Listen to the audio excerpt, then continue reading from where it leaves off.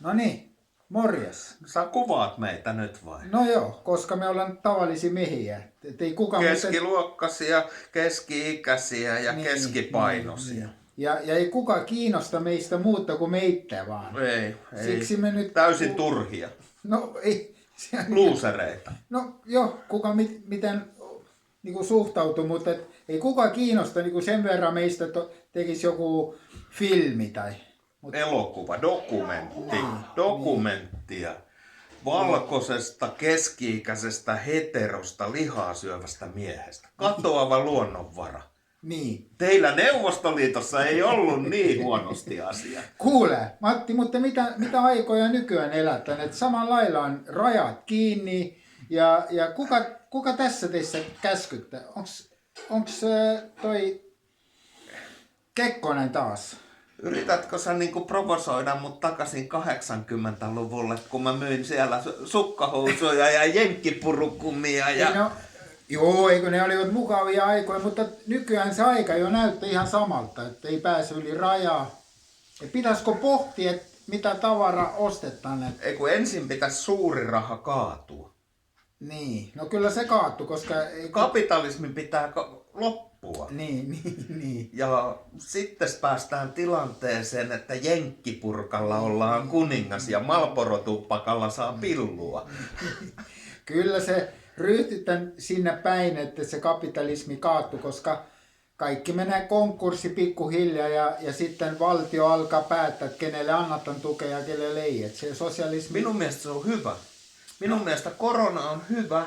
Niin. Se on ihmiskunnan pelastus, maapallon pelastus. No, mä oon sitä mieltä, että pitää tulla toimi aina. Onko se mitä korona tai... Ei luonto puolustautuu. Tämä on ihan selvä juttu. Pentti Linkola vainaa sanoi, että meitä on 2 miljardia ihmistä täällä liikaa ja suuttu mulle, kun kysyin siltä, että miksi et aloita itsestäsi tätä lopettamista. Niin, no kyllä mä ymmärrän sitä, että on liikaa, niin kuin just niin kuin vuonna 1985 vihjasit, että silloin oli se 2 miljardia vähemmän varmasti maailmassa kuin nykyään. Muistan ajan, kun Kiinaan tuli, odotettiin, että miljardi täyttyy. Voi olla, pitää paikkansa. Joo, no Kiina on ihan just niinku yhtäkkiä tullut meidän elämään. Et silloin. Kiinassa oli kommunismi. Joo. Neuvostoliitto olemassa. Kekkonen presidenttinä, Kalevi Sorsa ministerinä.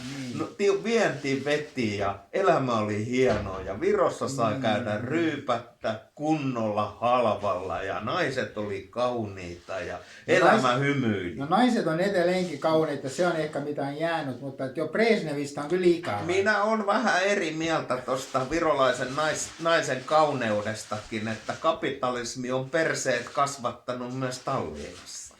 No joo, kyllä se mukavuus, niinku, ihminen jää siinä mukavuusalueelle, mutta...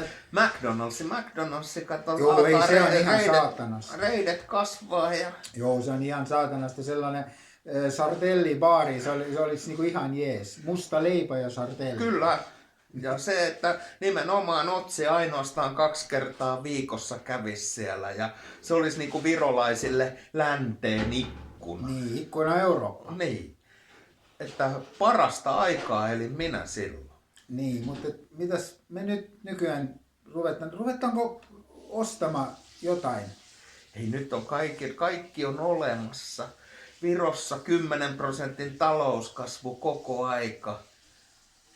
Virolaiset on vienyt suomalaisen työvoiman pois ja...